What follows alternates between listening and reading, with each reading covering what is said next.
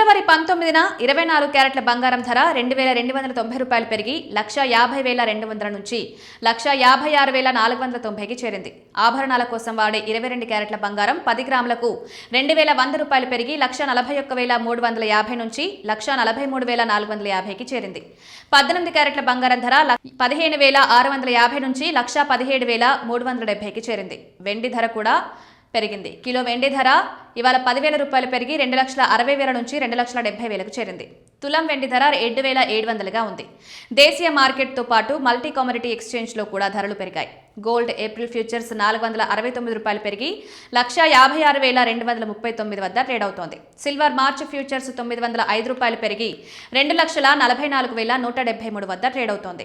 అంతర్జాతీయ మార్కెట్లో కూడా బంగారం వెండి ధరలు ఎక్కువగానే ఉన్నాయి. ఔన్స్ బంగారం ధర ప్రస్తుతం $4,982.2 వద్ద ఉంది.